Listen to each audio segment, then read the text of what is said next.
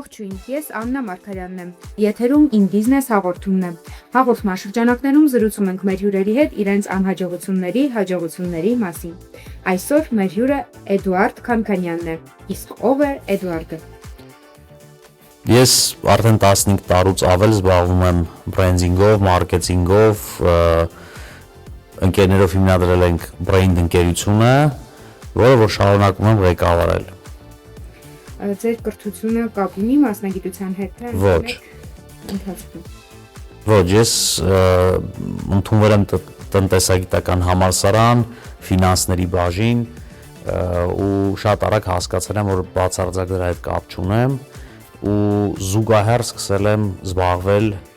այն ամենով, ինչով որ հիմա զբաղվում եմ, սկզբից որպես դիզայներ, հետո որպես բրենդինգային ընկերության հիմնադիր ու տենց շարունակել եմ։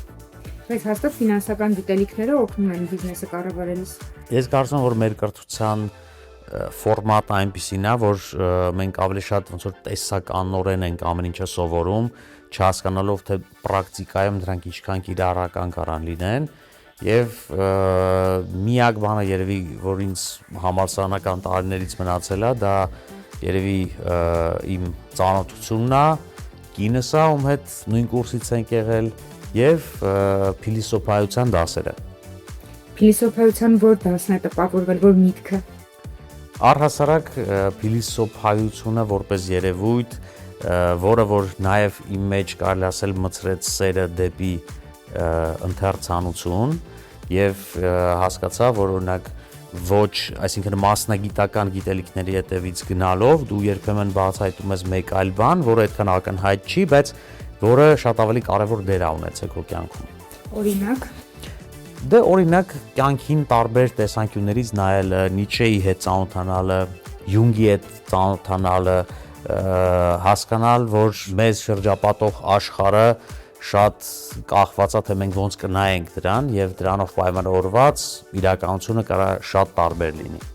Նաև հոգեբանական գործում ես նկատեցի, որ հոգեբանների եք ուսումնասիրել ձեր top 3 գրքերը։ Հոգեբանական։ Չէ, ընդհանրապես։ Ես վերջի տարիներին շատ քիչ գեղարվեստական գրականություն եմ առհասարակ կարդում, իմ հիմնականում կամ մասնագիտական կամ կապված է այն մարդկանց հետ, ում գործնեությամբ ես հետաքրքրվում եմ։ Վերջի գրքերից շատ հետաքրքիր էր օրինակ Ջեֆ Բեզոսի գիրքը, որտեղ նա կիսվում է իր նամակներով, որը ուղղում է Ամազոնի աշխատակիցներին, որտեղ ներկայացնում է ու գրքի մեջ հրապարակված է Ամազոնի առաջի հիմնադրման տարվանից մինչև վերջին տարիները այդ բոլոր նամակները եւ դրա միջոցով դու կարաս տեսնես թե վերջի ասենք 20 տարիների բիզնեսի էվոլյուցիան, համաշխարհային բիզնեսի, թե ընկերության այդ աճի ճանապարհը փոքր ընկերությունից մինչև համաշխարհային գիգանտի եւ նաեւ ես նորովի բացահայտեցի Ջեֆ Բեզոսին որպես ինովատոր, որպես բիզնեսի մարդ։ Իսկ ձեր բիզնեսում օգտագործում եք այդ հմտությունները այդ։ Իհարկե, այո։ Շատ։ Մի քանիսը կասեք ինչպես։ Դե առհասարակ օրինակ թե ոնց կարելի է նայել բիզնեսին ոչ միայն այն պրիզմայով, որը որ քո մասնագիտական հմտություններն են թույլ տալի, օրինակ Ջեֆ Բեզոսը շատ մեծ հետաքրքրություն ունի օրինակ տիեզերքով եւ տիեզերագնացությամբ եւ ֆիզիկայով եւ այդ ամեն ինչը նա այդ բոլոր հմտությունները եւ այդ հետաքրքրասիրությունը նա կիրառում է նաեւ այն բիզնեսի մեջ, որը առաջի հայացքից որևիցե կապ չունի դրա մեջ եւ ես հասկացա մի բան, որ մեր մոտեցումը ընկերությունը ղեկավարելու չպետք է սահմանափակվի այն մասնագիտական գիտելիքներով, որ մենք ունենք, ասենք օրինակ մենեջմենտի մասով, այլ դա արվում է մեր առհասարակ մեր աշխարհայացքի, մեր կյանքի վերաբերմունքի, կյանքի հանդեպ մեր վերաբերմունքի շնորհիվ եւ ընկերությունները այդ պարագայում շատ ավելի մարդկային են լինում, այլ ոչ դասագրքային։ Մարդը մարդուն, որ ասում են միշտ պետք է նախ հասկանաս, կարիքները հասկանաս քո պոտենցիալ հաճախորդի, հետո նոր մշակես բիզնես մոդելը։ ոչ միայն հաճախորդների, նաև թիմի թիմակիցների, այլ հիմնադիրների հետ, գործընկերների հետ, պատվիրատուների հետ, բոլոր այն մարդկանց, ում հետ դու որ առնչվում ես քո հաճախորդների հետ, որովհետև մենք բոլորս գործում ենք մարդկանց մեջ եւ բիզնեսները դրանք ուղղակի ստեղծված են մարդկանց սպասարկելու համար եւ որպեսզի դու կարողանաս լավ անես քո գործը, պետք է հասկանաս մարդկանց։ Իսկ ինչու հենց բրենդինգ եւ ինչպես ծագեց ընկերությունը բացելու միտքը եւ երբ։ Անմիջապես, նույնիսկ ոչ թե անմիջապես, այլ այն ժամանակ, երբ որ ես դեռ բանակում էի։ Եվ երբ որ արդեն այդ վերջի ամիսներն էր, որ ես գիտեի պետք է ասենք մի քանի ամսից արդեն զորացրվեմ եւ վերադառնամ քաղաքացիական կյանք, ես արդեն ունեի ընկերության գաղափարը, նույնիսկ ունեի մտածած անվանումը, նույնիսկ տենց ինչ որ սկեչեր լոգոյի մասով եւ ես ուղղակի գեր տրամադրված էի նույնիսկ մի օր չկորցնել ու որովհետեւ ես շատ մեծ անհանգստություն ունեի, որ այն ժամանակը, որ ես ոնց որ կտրվել էի քաղաքացիական կյանքից, ինձ որոշ առումով հետ էր գցել եւ ես ուզում էի գալ ու միանգամից սկսել ինչ որ բանով զբաղվել եւ դա հենց եղավ այդ ընկերությունը։ Ինչի brain Այո։ Brain ուղեղ եւ brand։ Այդ երկու գաղափարները միացրեցինք իրար, որովհետեւ մենք ուզում էինք բրենդերը լինեն մտածված եւ ըստ մեզ այդ ժամանակ շատ լավ էր հնչում։ Անկեղծ ասած, երբ որ մենք սկսում ենք, շատ լավ նույնիսկ չենք պատկերացնում ինչա բրենդինգը, ինչա բրենդերը։ Այդ ընթացքում մենք սկսեցինք հասկանալ, ձևավորվեց մեր ոճը, մեր մոտեցումները, ու տենց սկսեցինք ուղղակի շարունակել այն ինչը սկսել էինք։ Իսկ որն էր ամենադժվար պահը բիզնեսում, որը հետագայում, երբ որ հիմա ետ եք նայում, տեսնում եք, որ ինքը տրանսֆորմացիայի փուլ էր դեպի վերև տանող։ Առաջի ամենամեծը դա մեր գործունեության են առաջի տարիների ժամանակ, երբ որ նոր տարուց մի քանի օր առաջ հարկայինից ստացանք նամակ եւ մեզ հրավիրեցին հարկային տեսչություն ու ասացին, որ մենք 2 տարի առաջ մի հատ սխալ ենք թույլ տվել, որի պատճառով այսքան տուգանք է նշանակվի եւ քանի որ նրանք մեզ տեղեկացնում են 2 տարի անց, այդ ամբողջ ընթացքում նաեւ այդ տուգանքի վրա տոկոսներ են եկել եւ պարզվեց, որ մենք այդ մայր գումարից բացի նաեւ երրապատիկ այդ մայր գումարի տուգանք պետքա վճարենք, որը որ մեր ամբողջ տարեկան շրջանառության չափ երևի գումար էր։ Եվ այդ ժամանակ մենք ամենաակնհայտ լուծումը, որ կարելի էր պատկերացնել, սնանկության գնալն էր։ Բայց որոշեցինք, որ չենք ուզում այդ ճանապարհով գնալ եւ որոշեցինք, որ պետքա վճարենք այդ գումարը եւ որպեսզի վճարենք, սկսեցինք մտածել էքստրա աշխատասիրությամբ աշխատել, որպեսզի կարողանանք ոչ միայն վճարել դա, այլ նաեւ վճարել աշխատավարձեր, վճարել ասենք գրասենյակի համար եւ այլն եւ այլն եւ եկածող հարկերը եւ դա բերեց նրան, որ մենք շատ արագ կարողացանք այդ գումարը վճարել եւ դրա հաշվին մեր աճի տեմպը շատ ակսելերացվեց։ Իսկ օրինակ ես որպես գործարար գալիս եմ ձեզ մոտ եւ ասում եմ, օրինակ ես ուզում եմ հիմնել այս ենթադրենք կազմամթերքի արտադրություն։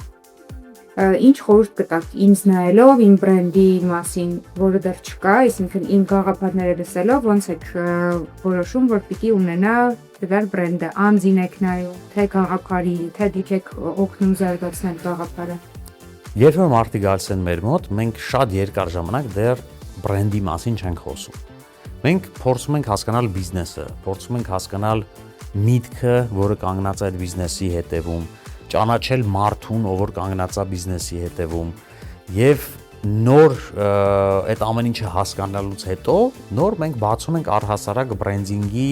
բրենդի լոգոյի ու մնացածի հարցը, որովհետեւ եթե մենք չհասկանանք հիմքը, այն ամեն ինչ որ մենք անենք, լինելու է զուտ վիզուալ, ուղղակի գեղեցիկ պատկեր առանց բովանդակության։ Դրա համար մեր մոտեցումը այն է, որ մենք չենք դիտկավորվում որպես դիզայներական ընկերություն կամ լոգո նկարող ընկերություն։ Մենք բիզնեսին աջակցող ընկերություն ենք, որը փորձում է լուծումներ տալ։ Եվ այդ լուծումների մի մասը նենց է ստացվում, որ բրենդինգի տեսքով են։ Մի մասը մարքեթինգի տեսքով են, մի մասը ուղղակի խորհրդատվության տեսքով են։ Որոշ դեպքերում նույնիսկ դա բիզնես չմտնելու հորդորներով է։ Եվ երբ մարդը չգիտի ինքը ինչի համար է ուզում անի, չկա գաղափար, չկան նպատակներ, ուղղակի բիզնեսի համար դուք ավելի իրեն տանում եք դեպի այն միտք, որ պետք չի բացել։ Այո, որովհետև շատ դեպքերում մարդիկ լինելով մի բիզնեսի մեջ շատ ռոմանտիկ պատկերացումներ են ունենում մեկ այլ բիզնեսի մասին եւ շատ հաճախ առանց նյուանսներին լավ տիրապետելու փորձում են մտնել մի տեղ, որտեղ որ անհաջողության հավանականությունը իրենց դեպքում կարելի ասել 100% է։ Եվ եթե մենք դա տեսնում ենք, դա անազնիվ է մեր կողմից դա չասել։ Որովհետև մենք ավելի լավ կորցնենք իրան որպես հաճախորդ այս պահին, բայց վստահաբար մենք դրանով ձեռք կբերենք մարդ, որը կվստահի մեզ ապագայում։ Նաև այստեղ հետաքրքիր գրառումներ ունեք, ուզում եմ ավելի բացենք, քանի որ կարճ խոսում եք թեմայով, հետաքրքրում է, մարդիկ գալիս են, երևի հարցեր են շատ գրում։ Հիմա հնարավորություն ունենք բոլորս այդ հարցերը բացելու։ Ինչպես անեք, որ մարդիկ առանց մտածելու վճարեն։ Ինչպես։ Ես չեմ հիշում կոնկրետ տեղ ինչ էի ասում, բայց հիմնական մեթոդը դա ստեղծել այնպիսի առաջարկ, որի մերժելը կդիտարկվի որպես կորուստ։ Այստեղ խոսում եք դրա մասին, որ կան ապրանքներ, որոնք առաջին անհրաժեշտություն են ներկայացնում մարդկանց համար եւ դա վաճառելով մարդիկ պարտադիր կգնեն։ Այո։ Իսկ եթե առաջին անհրաժեշտության իր չի, օրինակ տեսեք, առաջին անհրաժեշտությունը չհասկանանք ուղիղ ձևով։ Առաջին անհրաժեշտություն կարա լինի օրինակ բիզնեսը վնասից հետ պահելը, կարա լինի շահույթի ավելացնելը, կարա լինի այն ամեն ինչը, ինչ որ մարդու համար շատ շոշափելի է դարձնում։ Այսինքն կարող ենք ասել, որ կարևորը թիրախային ճիշտ լսարանի ընտրությունն է, ում համար է դա առաջնային անհրաժեշտության։ Այո, եւ ամենակարևորը դա ճիշտ կոմունիկացնել է, այսինքն ցույց տալ մարդուն ոչ թե այն թե ինչքան լավն ես դու, ինչքան ավելի լավն ես, քան քո մրցակիցները, այլ կոնկրետ իր համար ինչ խնդիր ես լուծում եւ ոնց է դա բարելավելու կամ իր կյանքը, կամ իր բիզնեսը, կամ մի խոսքով ոնց որ շեշտը քո վրայից, քո ընկերության վրայից տեղափոխել հաճախորդի վրա, որովհետեւ այս ամեն ինչը մենակ դրա մասին է։ Մինչև դուք ռազմավարություն եք մշակում, ինչ որ մեկը իրական վաճառք է անում։ Այո։ Ես տեսել եմ բազմաթիվ ընկերություններ, տարբեր չափերի, նույնիսկ շատ խոշոր, որոնց գործունեության երևի էական մասը անցնում է հանդիպումների, քննարկումների, ստրատեգիաներ մշակելու մեջ, եւ դրա տակը շատ քիչ իրական գործողություն կա։ Եվ դրան զուգահեռ կան շատ բազմաթիվ հաջողված բիզնեսներ, որոնք այդ ամեն ինչի վրա բացարձակ ուշադրություն չեն դարձնում, այլ այդ օրվա գործը ուղղակի անում են եւ հաջորդ օրն են անում, հետո հաջորդ օրն են անում եւ հանրագումարով նրանց արդյունքը շատ ավելի մեծ է լինում։ Ստեղ բնականաբար խոսքը չի գնում, որ մենք չպետք է ունենանք պլան, չպետք է ունենանք ռազմավարություն, բայց դա պետք է անմիջապես ոնց որ գա աշխատանքից հետո։ Գործնականում ցանկացած գաղափար կարելի է տեստավորել, հասկանալ կյանքի իրավունք ունեցող գաղափարները արդյոք աշխատում են թե չէ, թե դա ուղղակի պետք է դնել աղբամանը եւ անցնել առաջ։ Շատերը ուղղակի տեսական դաշտում այնքան երկար են մնում, որ տեսականորեն նրանք շատ լավ ընկերություն, բրենդ են սարքում, բայց գործնականում, ասենք իրենց հաշվապահորեն, ընկերությունը լրիվ այլ կարգավիճակով է։ Ես շատ ավելի հակված եմ աշխատել օրինակ առաջի տեսակի ընկերությունների հետ, որոնք ավելի շատ գործ են անում, այլ ոչ թե տեսական բաներով են զբաղված։ Մեր ընկերությունում կա նման մոտեցում, որ օրինակ մենք ոչ մի հանդիպում աշխատում ենք, ասենք 5 րոպեից 10 րոպեից ավել չանել։ Մենք ոչ մի երկար բրիֆինգներ ու քննարկումներ չենք անում, եթե դրա կարիքը չկա։ Այսինքն նախ եւ առաջ գործ, հետո նոր մնացած ամեն ինչը։ Մարդիկ նաև վախենում են սխալվելուց։ Այ ինչպես այդ վախը հաղթահարել, եթե նոր սկսող կազմակերպություն է, բիզնեսմեն է, եւ ուղղակի գործել, տեսնել որտեղ է սխալը, ուղղել գնալ առաջ։ Ես կարծում եմ, որ բազմաթիվ բիզնեսներ, բիզնես գաղափարներ պետք է փորձել սկսել հնարավորինս քիչ ծախսեր անելով, որպեսզի տեստավորել գաղափարը։ Որովհետև շատ դեպքերում մենք սկսում ենք ինքնախաբեությամբ զբաղվել, որովհետև այդ միտքը մեզ շատ է դուր գալիս, մենք մեզ արդեն պատկերացնում ենք օրինակ որպես այդ ընկերության ղեկավար կամ որպես այդ ռեստորանի սեփականատեր, որտեղ ես ամբողջ օրը կնստեմ, իմ ծանոթները կգան բան եւ այլն, եւ այդ երազանքը մեզ բերում է այդ ինքնախաբեության, որ մենք սկսում ենք հավատալ մեր երազանքին, այլ ոչ թե իրականությանը։ Եվ դա շատ վտանգավոր իրավիճակ է, որովհետև հենց մենք գտնվում ենք դրա մեջ, մենք կտրվում ենք օբյեկտիվությունից եւ իրականությունից։ Դրա համար շատ ավելի լավ է առանց երկար ինչ որ գաղափարի մեջ մտնելու, առանց շատ ոգևորվելու, ուղղակի փորձել տեստավորել գաղափարները, ընտրել փոքր շուկա, անել նվազագույն ծախսեր, օրինակ շուկա մուտք գործելու համար, հասկանալ իրական շուկայի ազդակները եւ դրա հիման վրա արդեն անգլերեն ասած scale անել, այսինքն ծավալները մեծացնել։ Դուք նշեցիք ռեստորանը, որը ամենաշատ ներդրում պահանջող ոլորտներից մեկն է, այսինքն ռեստորան բացելու համար պիտի շատ ներդրումներ անես կայունազրոյական կետին եւ շատ ռեստորաններ հենց այս պատճառով փակվում են, այնպես այս դեպքում գնահատել ռիսկերը բիզնես պլանը ենթադրենք կա, բայց չի հաջողվել։ Ինչպես սկսել փոքրից ռեստորանի դեպքում։ Դե հիմնական խնդիրը գալիս է նրանից, որ շատ ռեստորաններ երբ որ սկսում են, իրենց տարական հարցեր չեն տալիս, իրենց չեն տալիս, այսինքն ինչի մարդ պետք է գա իմ մոտ, ինչով եմ տարբերվելու իմ կողքի սրճարանից ու արդյոք ճիշտ բաների վրա եմ շեշտադրում արել, թե ուղղակի գեղեցիկ վերանորոգումով պատեր եմ ստացել ու ակնկալելով, որ ես լավ լոկացիայում եմ գտնվում, ուղղակի մարդիկ գալու են մտնեն։ Դա գեր տարածված շատ հաճախ հանդիպող երևույթ է եւ երբեմն զարմանալի է, որովհետեւ շատ փորձառու մարդիկ են նման սխալներ անում։ Ես ապրում եմ Պուշկին փողոցի վրա եւ մեր գրասենյակը եւս Պուշկին փողոցի վրա է։ Ամեն անգամ այդ Պուշկին փողոցով ես մի ծայրից մյուս ծայրը գնալով նկատում եմ ռեստորաններ, որոնք բացված օրվանից ուղղակի շանս չունեն աշխատելու։ Ես երբեմն ինձ զսպում եմ, որովհետև ես միշտ տեսնում արդեն հիմնադիրներին, ասենք տենց դեմքով ճանաչում եմ, իրանք միշտ տենց տխուր իրանց սրճարանում մենակ նստած են կամ այնտեղ, չգիտեմ, աշխատողներով նստած սուրճ են ամբողջ օրը խմում, եւ ես ինձ շատ հաճախ չէ, միշտ զսպում եմ, որովհետեւ չգնամ եւ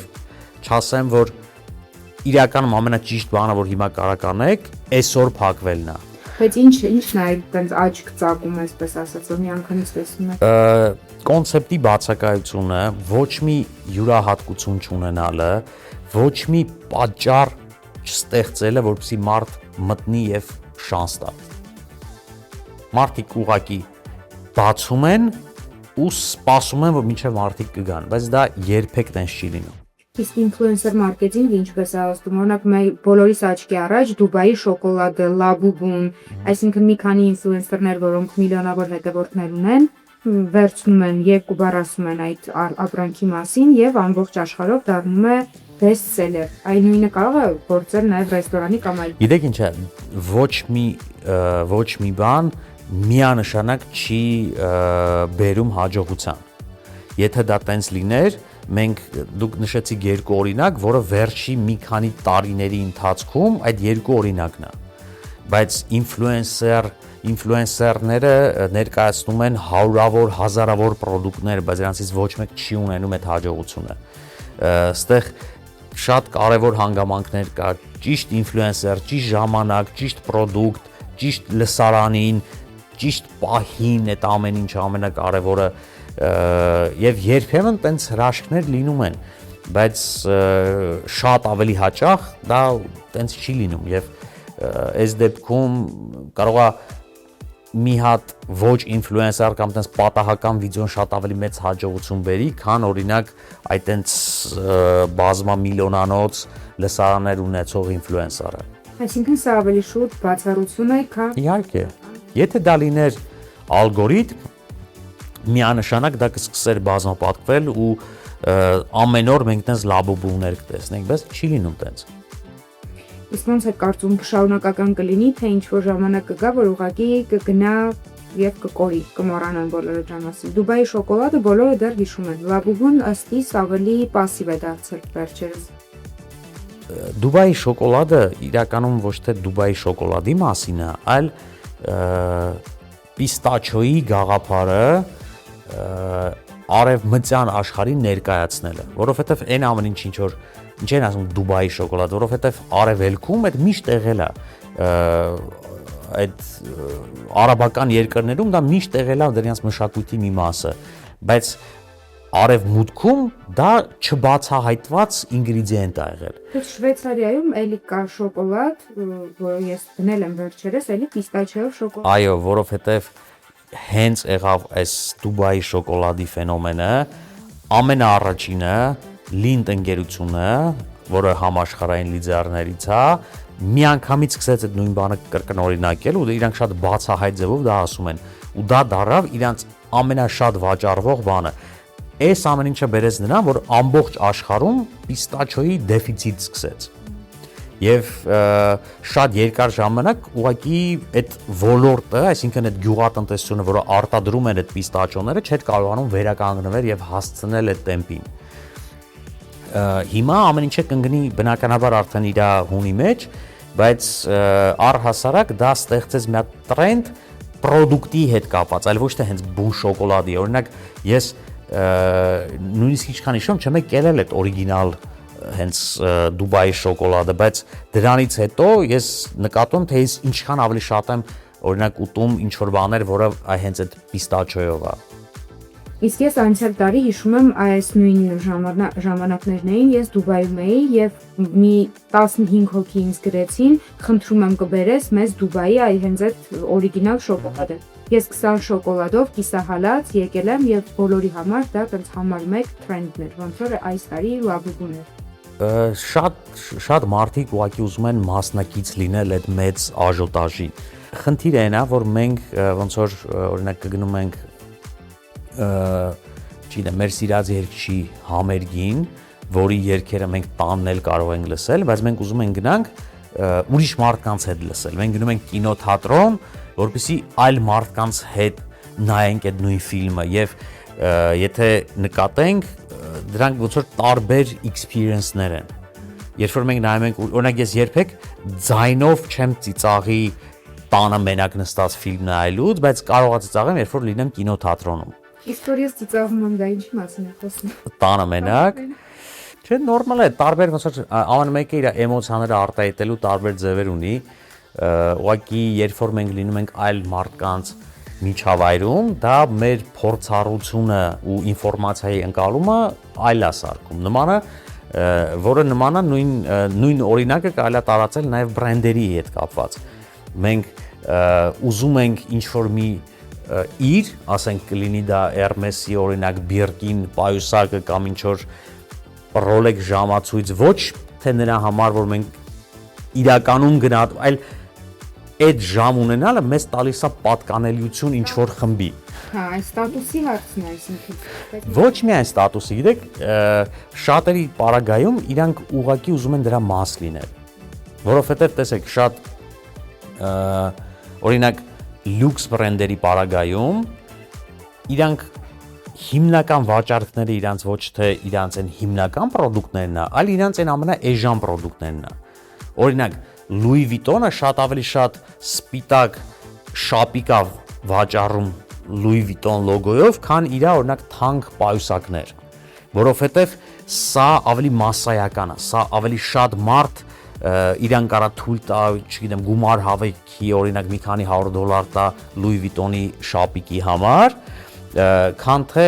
մարդիկ, որոնք տենց մի քանի $1000-ով կգան օրինակ մի հատ ինչ-որ բաճկոն կառնեն։ Դրա համար իրենք շատ լավ դա հասկանալով ստեղծում են այդ միֆը,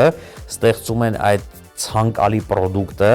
եւ այն ներքևի մարդկանց հնարավորություն են տալի ոչ թե դա ունենալ, այլ դրա մի մասը, որը իր բրենդն է։ Այս առումով դրա համար շատ օրինակ լյուքս բրենդեր շատ մեծ գումարներ են աշխատում իրանց օծանելիքի ուղղվածությամբ, որովհետև դա ավելի հասանելի է սարքած, կամ աքսեսուարներով, օրինակ Gucci-ն շատ ավելի շատ գոտի է վաճառում, որը ասենք $300-400, քան իր թանկարժեք օրինակ ինչ որ բաներ։ Ձեր հաջորդ post-ը, որը նաև իմ հաջորդ հարցն է։ Ինչն է միավորում բոլոր հաջողակ մարդկանց։ 3 հատկանիշ։ Ռիսկի դիմելը, համարձակությունը եւ տեմպը։ Հա, մեկ է մի հատ կարևոր բան, դա դիմացկունությունը։ Ռիսկ, դիմացկունություն եւ արագություն, որովհետեւ շատ ավելի հեշտ է բիզնես սկսելը ու շատ հարյուրապատիկ ավելի դժվար է դիմացկունությամբ դիմանալ այդ ամբողջ ընթացքին։ Երբ որ վատ է, երբ որ դեմոտիվացված ես, երբ որ խնդիրներ ունես, երբ որ մրցակիցներիդ մոտ ինչ որ բան լավ է, այդ ամեն ինչի համար իրականում շատ դիմադրողականություն է պետք, շատ դիմացկունություն է պետք։ Նաև հավատը սեփական ուժերի նկատմամբ, որի մասին դու խոսում ես, ասում ես, որ պետք է հիշել, որ եթե դու բիզնեսի ղեկավար ես, դու պետք է ինքդ քեզ տաս ուժ, ինքդ հավատաս քեզ եւ շարժվես առաջ։ Այ ինչպես պահպանել այդ ուժը։ Այդ ուժը միշտ չի որը տեղա լինելու, որովհետև դու երբեմն չես հավատալու ինքդ քեզ, երբեմն կասկածելու ես, շատ հաճախ կասկածելու ես, բայց դու պետք է հասկանաս, որ ոչ մեկը չի հավատալու քեզ տենց։ Այսինքն կարող է լինեն մարդիկ քո ընտանիքում, քո շրջապատում, որոնք քեզ կաջակցեն, բայց մեկը վերջի հաշվով դու այս ճանապարհը մենակ ես անցնում։ Եվ այդ մենակ անցնելու ճանապարհին դու բացի քեզանից ոչ մեկի վրա հույս չես կարող դնել։ Հիմա հավատաս քո ուժերին, չհավատաս, մեկը ոչ մեկին չես կարող թեքվես ու օրինակ աջակցություն ուզես։ Դրա համար ստիպված մարդիկ սովորում են հավատան իրանց մտքերին, իրանց ինտուիցիային, իրանց ներքին ձայնին եւ հենց տենց մարդիկ ուղղակի հաջողվում են։ Այն մարդիկ, ովքեր շատ հեշտությամբ ազդվում են կողքինների կարծիքից, մտքերից, նրանք շատ արագ գտնում են պատճառներ հանձնվելու համար։ Ինչպես ես ընտրում թիմի անդամներին։ Շատ հաճախ ինձ թիմի անդամ են ընտրելու համար շատ քիչ բան է պետք լինում, այսինքն շատ արագ կարողանում եմ կողմնորոշվել, որովհետև սկզբից ես երբ որ օրինակ հարցազրույցի էի կանչում մարդկանց, 80%-ը ես էի խոսում եւ 20% այդ մարդը ուղղակի պատասխանում էր ինձ։ Հիմա ես փորձում եմ հակառակ անել, ես փորձում եմ շատ քիչ խոսալ եւ շատ լսել, ու ոչ թե լսել ինչ որ մասնագիտական բաներ, այլ առհասարակ լսել մարդուն։ Լսել ու փորձել հասկանալ, որովհետև մարդ երբ որ սկսում է խոսել, սկսում է մի քիչ երկար խոսել, դու սկսում ես տարբեր ոնց որ երանգներ տեսնել մարդու, սկսած խոսելաոճից, վստահությունից, մտքի արագությունից,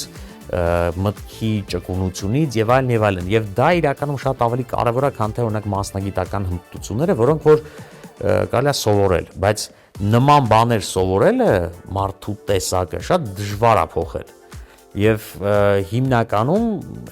մարդիկ կարան լինեն շատ լավ CV ունենան, կարան թղթի վրա ամեն ինչը իդեալական լինի, բայց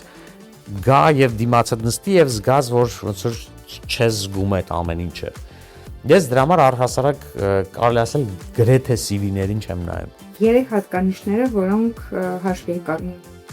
խոսքի ընթացքում հարցազրույց։ Դա միգուցե սխալ մոտեցում է, բայց իմ համար շատ կարևոր է լեզուն,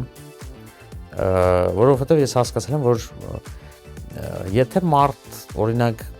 չասեմ գրագետ է խոսում, բայց ինչ-որ արտահայտություններ կա, որ անում է, դա որոշակի տեսակի կամ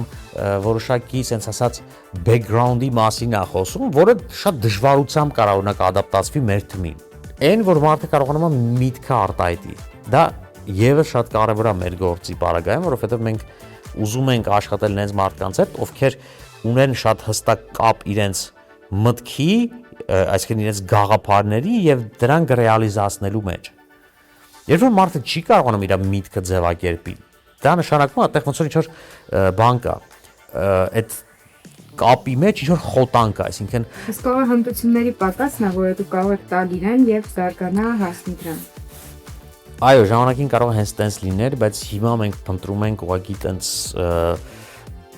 A-կլասի մարդկանց, ովքեր արդեն ունեն այդ գաղափարները, ովքեր գիտեն դա ոնց իրականացնեն։ Բնականաբար մենք երբեմն նաև ունենում ենք մարդիկ, ովքեր ավելի սկսնակ են, ավելի անփորձ են այդ առումով, բայց շատ դեպքերում պոտենցիալը միանգամից սկսում է երևալ եւ մենք հենց տենց մարդկանց ենք փնտրում։ Եթե կա պոտենցիալը ու փորձը ավելի քիչ է, ավելի հեշտ է այդ մարդուն ադապտացնել։ Միանշանակ։ Որովհետեւ այսօր գիտելիքներ ձեռք բերելը դարել է, չասեմ շատ հեշտ, բայց շատ հասանելի։ Եվ մարդը եթե ունի ճիշտ մտածելակերպ, ճիշտ կառուցվածք ուղեղի, դա շատ արագ կարելի է ձեռք բերել։ Իսկ որոշ բաներ, օրինակ արագաշարժություն ձեռք բերելը շատ դժվար է։ Ինչ խորհուրդ կտաք այն երիտասարդներին, որոնք ուզում են հենց հիմա իրենց բիզնեսը բացել։ Ես խորհուրդ կտամ, որ այդ մարդիկ միջև իրենց բիզնես բացելը նախ ինչ-որ միտեղ աշխատեն։ Շատ ցանկալի է աշխատեն, եթե հնարավորություն ունեն Հայաստանից դուրս, մեծ կորպորացիաներում, մեծ ընկերություններում, որոշակի փորձ ձեռք բերեն, որոշակի այլ կյանք տեսնեն, որովհետև իմ պարագայում ես չեմ ունեցել այդ этаպը։ Այսինքն ես շատ վաղ տարիքից, այսինքն ուսանողական տարիքից զբաղվել եմ, սկսել եմ աշխատել, սկսել եմ կարելի ասել շատ ինքնուրույն լինել եւ դա որոշակի ավելի ուշ этаպում իմ կյանքի անդրադարձել է հետեւյալ կերպ, որ ես չեմ ունեցել փորձ օրինակ ավելի կազմակերպված միջավայրում լինելու, ավելի սիստեմավորված միջավայրում աշխատելու եւ եթե դա լիներ, միգուցե ինձ շատ ավելի հեշտ կլիներ օրինակ արդեն իմ ընկերության մեջ այդ ամեն ինչը կազմակերպել։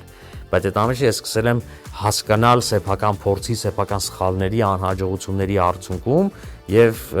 եթե ունենայի այդ փորձը, միգուցե այդ բանը կարողանայի ոնց որ shortcut անեի։ Որն է ձեր հաջորդ քայլը կամ նախագիծը, արդեն ունեք պլաններ, next level։ Այո։ Միշտ կա next level-ը։ Հիմա մենք հնարավորինս կենտրոնացած ենք 2-3 պրոյեկտների վրա։ Մեկը դա մեր մարքեթինգի ուղղությունն է, brand marketing-ը, որովհետև շատ երկար տարիներ մենք զուտ մասնագիտացած ենք բրենդինգի ուղղության վրա, բայց այս տարիների ընթացքում չափազանց շատ փորձ է հավաքվել եւ մենք մի բան հասկացանք, որ մեզ բացարձակ դուր չի գալի այն իրավիճակը, որ կա շուկայում, որովհետև մենք ինքներս չենք գտնում օրինակ այն ամեն ինչը, ինչ որ մենք կուզեինք տեսնել մարքեթինգի տեսանկյունից եւ հասկացանք, որ այդտեղ մենք անելիք ունենք։ Մյուսը դա մեր AI ուղղությունն է, Brand AI-ը։ Մենք